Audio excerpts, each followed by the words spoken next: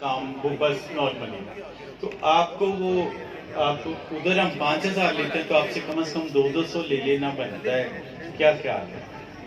या फिर barter system कर लेते हैं कि हम आपसे कोई पैसे नहीं लेते और आप वादा करें कि अपने इदारे में टीचर्स को ये सिखा के कहेंगे कि क्लास शुरू होने से पहले 1.5 मिनट ये एक्सरसाइज करवानी है, ताकि बच्चों का ब्रेन लेवल 1 पीरियड करने के बाद जो थक जाता है वो थकन रिमूव हो।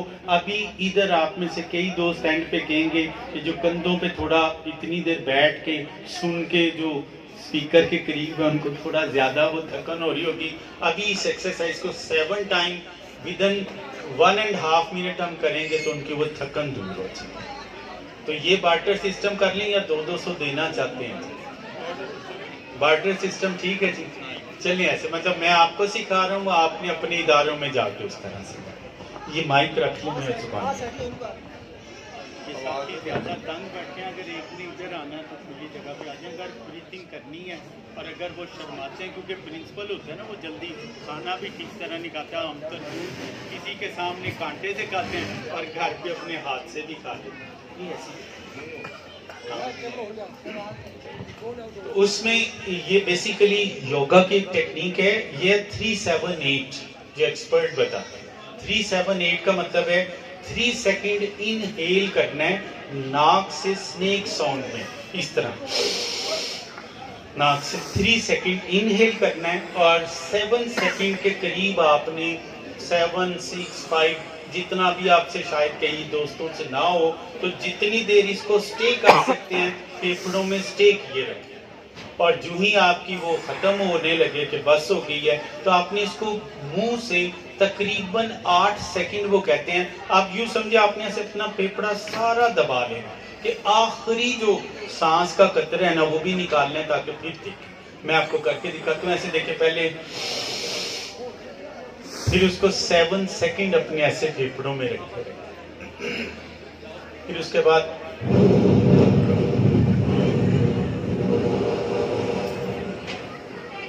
ऐसे लास्ट ब्रीथ।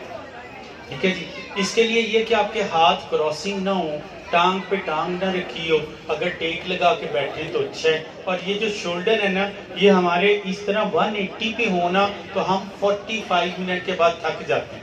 इसलिए कभी भी कहीं ज्यादा देर बैठना हो ना तो कंधों को ऐसे साइडों से नीचे करते हैं, आगे को नहीं करते। आगे को ये जो कंधे होते हैं ना ये डिप्रेशन की निशानी होती है। किसी भी डिप्रेस बंदे को कभी देखिएगा वो ऐसे बैठा होगा, आप उसके कंधे ऐसे सीधे कर दे उसकी आधी डिप्रेशन खत्म हो जाती। तो कभी भी ऐसे ना जिंदगी में बैठे, हमेशा सीना चौड़ा करके बैठे और कंधों को थोड़ा सा ढीला छोड़, बिल्कुल ही ऐसे ढीला नहीं कमर, मतलब ये है तो कंधे थोड़े से ऐसे रिलैक्स हो, टांग पे टांग नहीं हो, क्रॉसिंग हैंड ना हो और आप जो है ना वो इस एक्सरसाइज के दौरान अपने आप को नॉर्मल रखें। क्लियर जी? तो करते हैं मेरे साथ, हम शुरू करते हैं, मैं भी आपके साथ करता हूँ। ये हमने 3 दफा करनी है। Inhale, stay, exhale. Inhale nose से और स्नेक साउंड में के आवाज आए, मैं फिर रिपीट कर रहा हूँ ऐसे, और स्टे के बाद मुंह से एक्सेल करना है, बाहर निकालनी है हवा। ठीक है जी। आप इनहेल तो आप कर लेंगे तकरीबन 3 सेकेंड, लेकिन मैं आपसे रिक्वेस्ट करूंगा जिनको नई आदत ये ना हो वो 7 सेकंड रखते रखते कुर्सी पे इस तरह हो जाए, तो जब आपको लगे मेरी बस हो गई है तो एक्सेल कर दें, भले 5 सेकंड हो, बार बार करके आप इसमें एक्सपर्ट हो जाएंगे।